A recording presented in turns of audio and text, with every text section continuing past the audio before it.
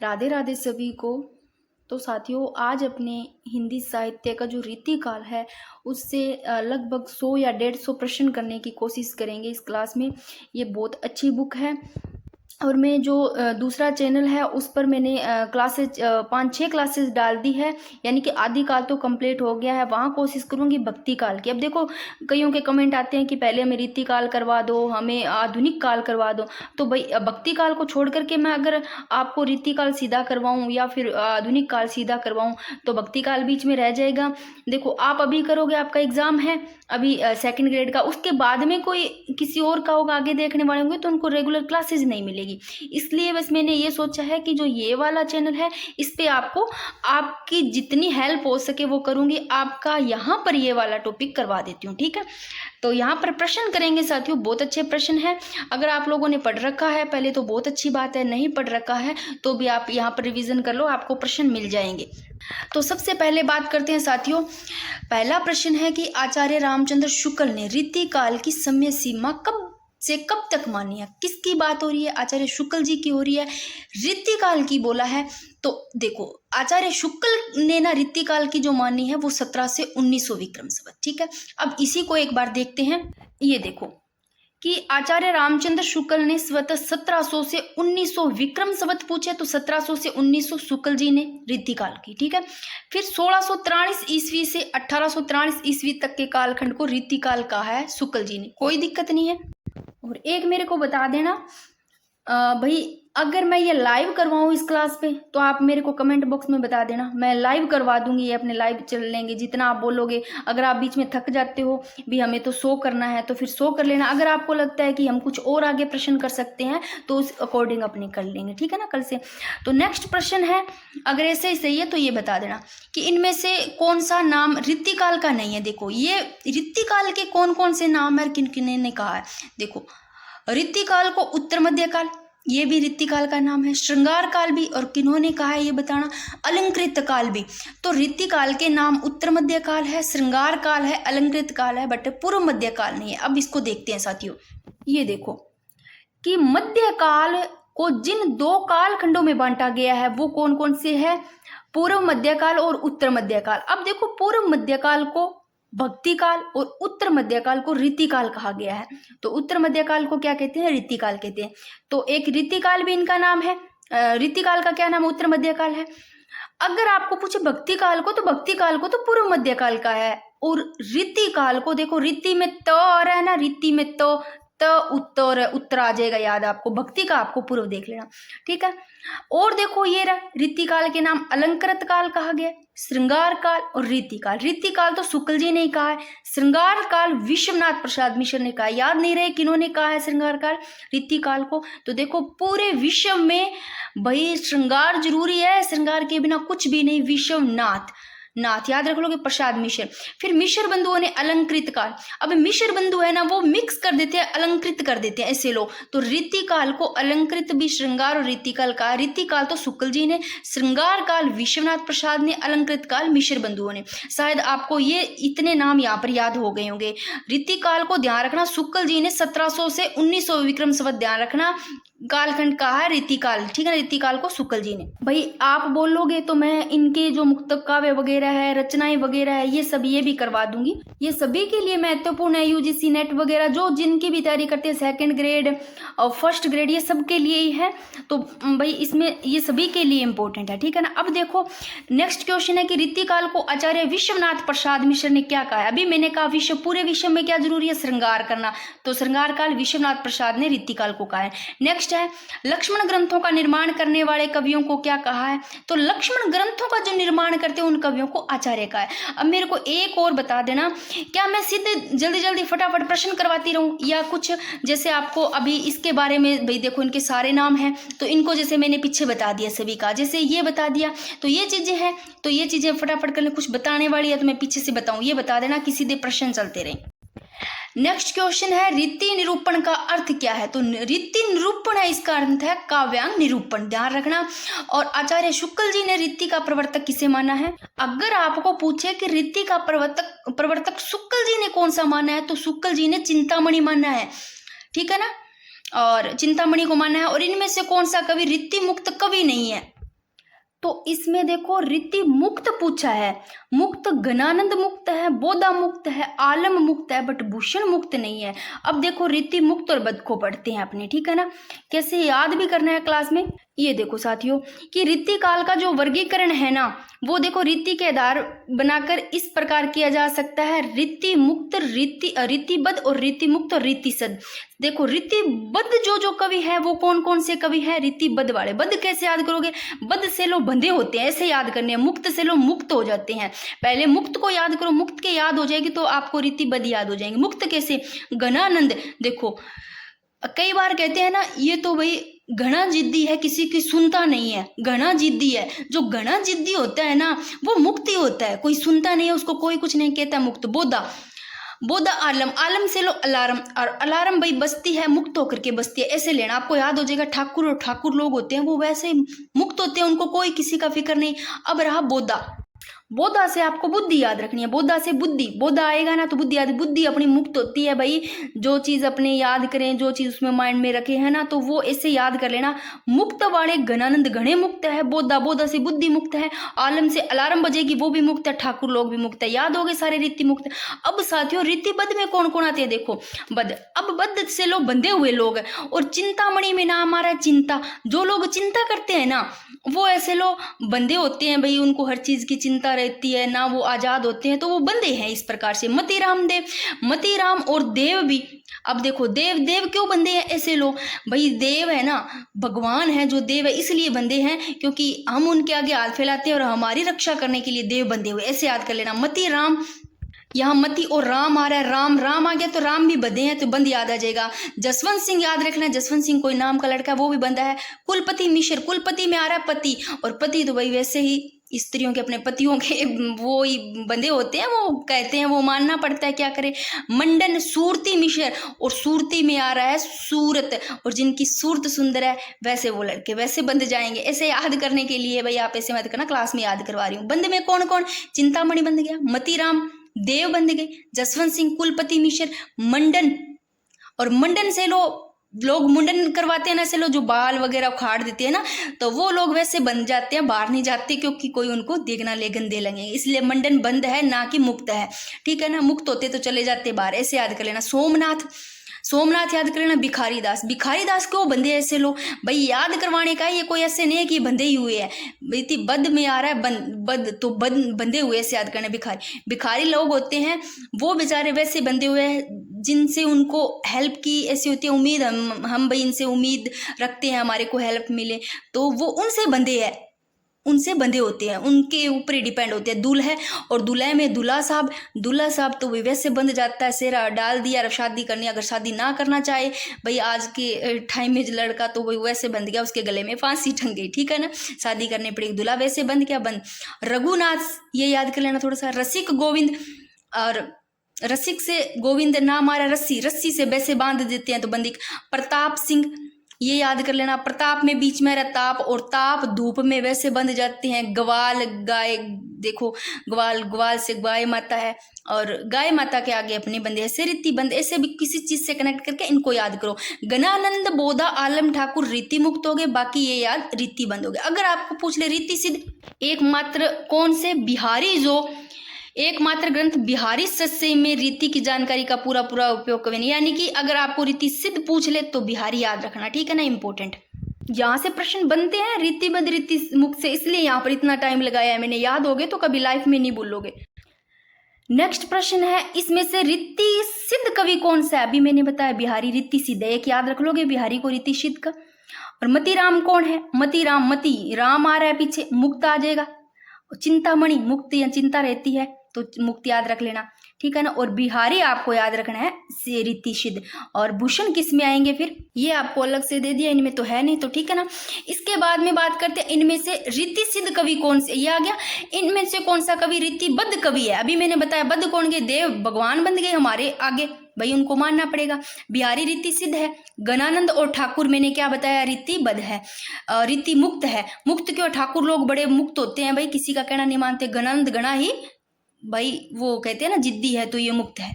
फिर से प्रश्न आया है, निम्नलिखित सूचियों को सुमेलित करते हुए सही विकल्प का चयन कोड में से कीजिए। भाई आज कल से मैंने कहा था कल से क्लास आएगी है, आज इसलिए मैं क्लास लेकर के आई हूँ। इसलिए छोटी सी क्लास है, ज़्यादा बड़ी नहीं, थोड़े से प्रश्न ज़्यादा नहीं है इसमें, इसलिए डाली है क्योंकि आप लोगों से पूछना है क्या ऐसी क्लास सही है, यानी कि बुक से करवा दूं, ऐसे सही रहेंगे प्रश्न आपको करवा दूं तो इस हिसाब से, इसीलिए अभी मैं डाल रही हूँ ये जो क्लास है। बात करते हैं इनमें से। आपको देखा कि बिहारी, अभी मैंने बताया बिहारी कौन है, रीतिसिद्ध कवि है। गणानंद क्या होता है, गणय मुक्त तो रीति मुक्त कवि है। देव ये कौन है, ये रीतिबद्ध कवि है। अगर भूषण पूछे तो देखो भूषण ना तो रीति मुक्त में दिया था, पहले दिया था रीतिसिद्ध में दिया था, ये एक वीर रस की कवि है, ठीक है। और फिर है भाषा भूषण के रचयिता इनमें से कौन से है, तो भाषा भूषण के रचयिता ध्यान रखना जसवंत सिंह, और इस हिसाब से याद कर लेना भाषा भूषण और भाषा और भूषण में जसवंत सिंह बड़े ही मान है, इतने अच्छे भाषा भूषण करते हैं, ऐसे याद रख लेना।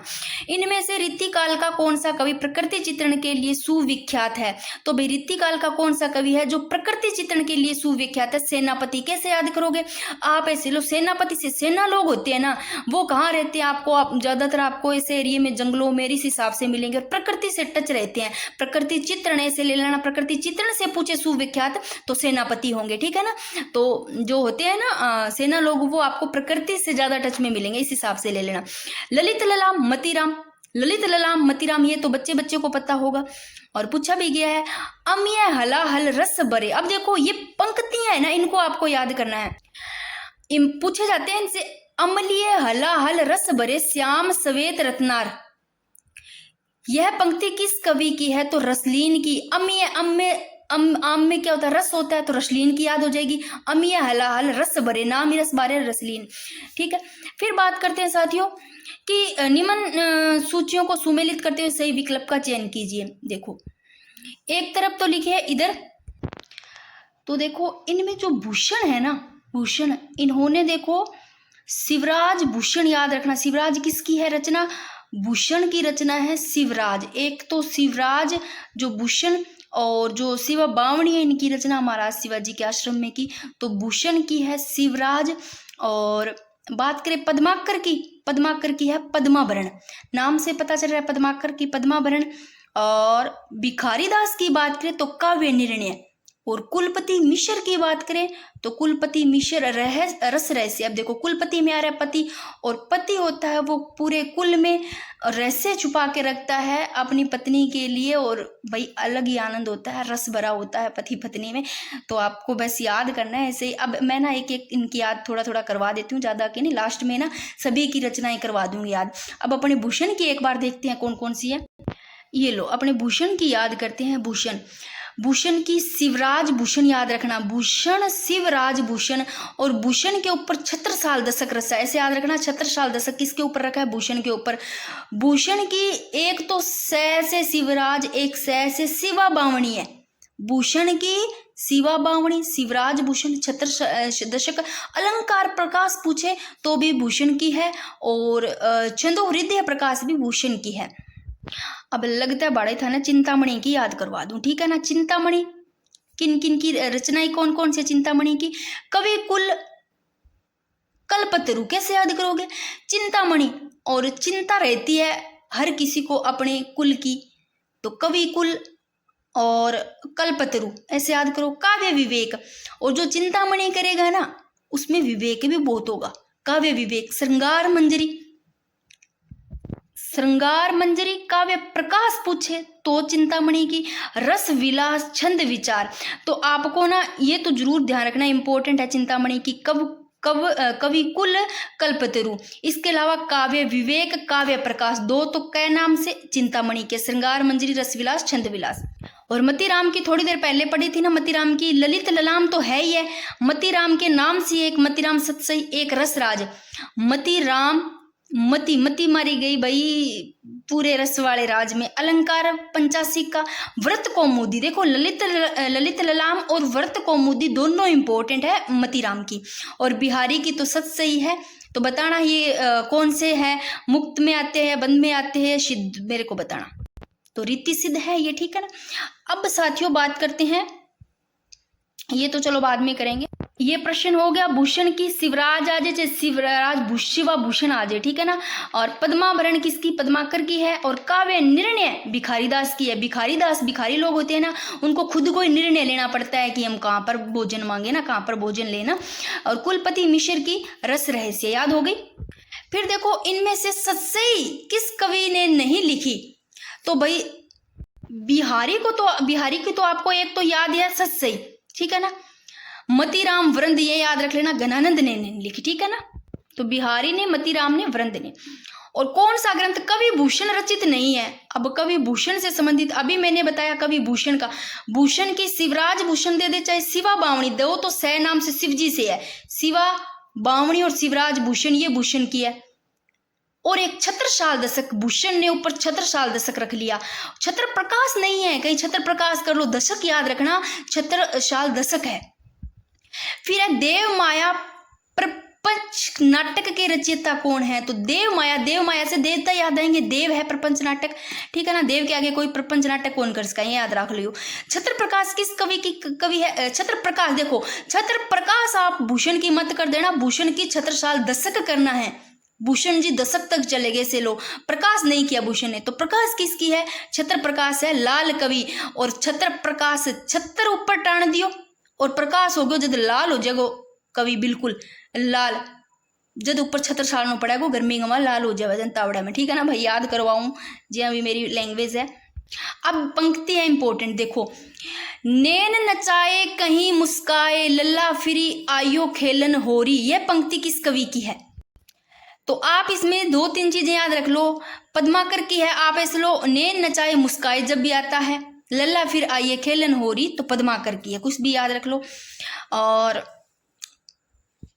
आपको पूछे प्रकृति चित्रण से संबंधित पूछे तो सेनापति ध्यान रखना, प्रकृति चित्रण से, यानी कि ये प्रकृति इससे ज्यादा टच में रहते से याद रह जाएगा।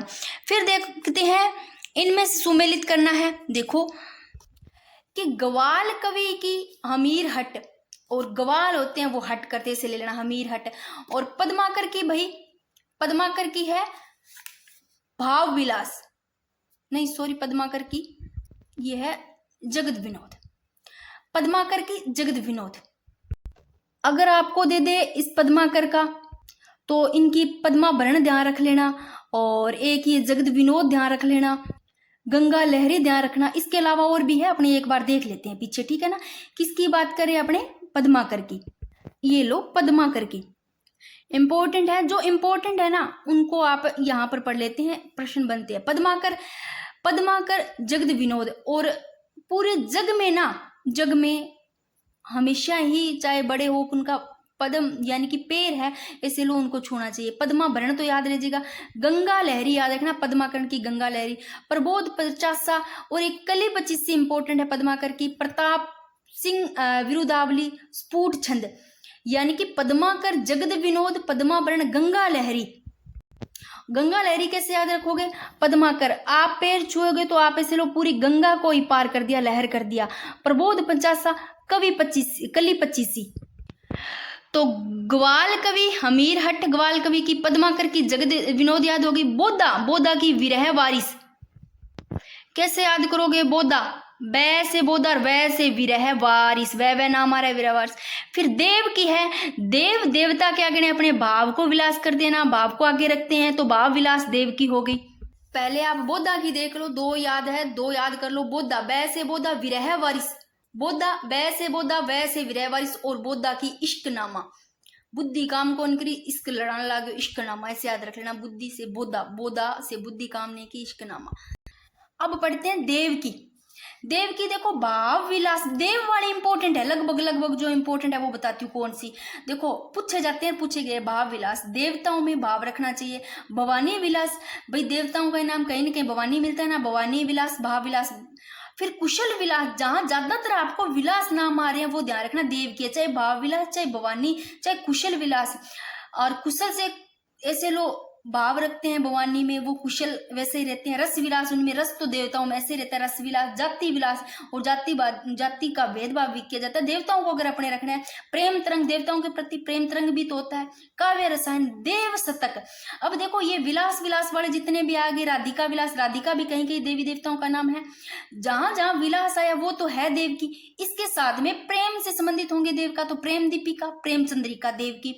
काव्य रसायन याद रखना, देव दशतक याद रखना, देव नाम से तो याद रह जाएगी। ये सभी है देव की इंपॉर्टेंट है, ध्यान रखना। इनका ये जीवन काल देख लो। नेक्स्ट है इनमें से कौन सा कथन असत्य। अब देखो, और नेक्स्ट है इनमें से कौन सा कथन असत्य है। तो 42 सच्चे में दोहे पूछे तो 713 दोहे, 713 से 719 भी आपको कहीं संकलित मिल जाएंगे।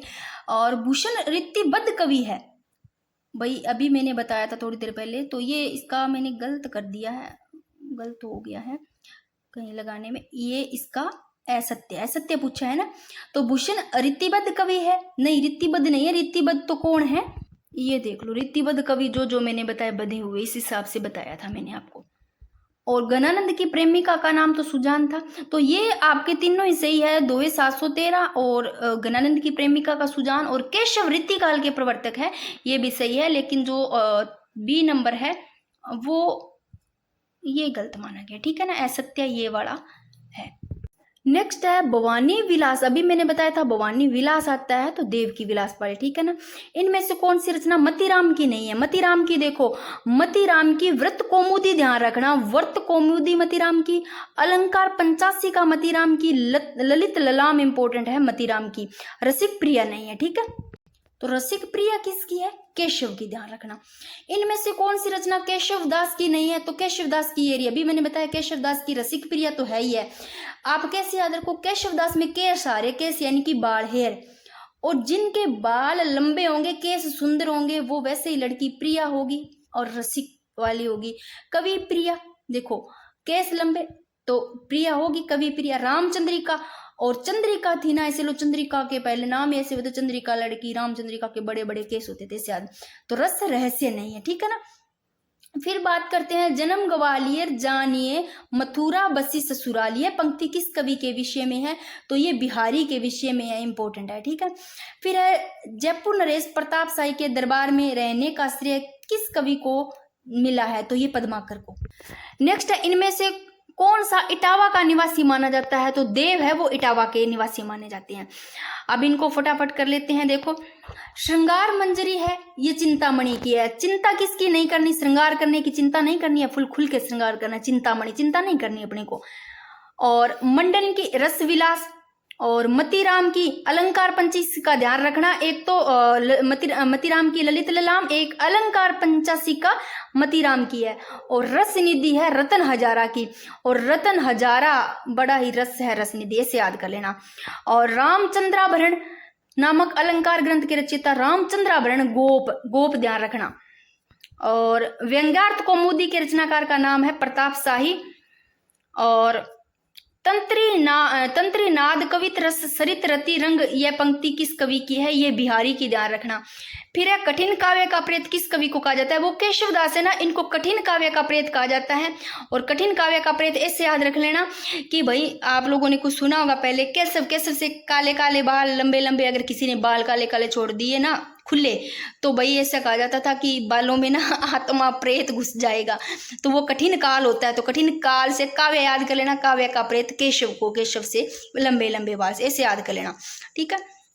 तो मलेच्छ वस पर शेर शिवराज है, तो ये भूषण की है। शिवराज वैसे ही आपको याद रहे, शिवराज आता है तो भूषण की।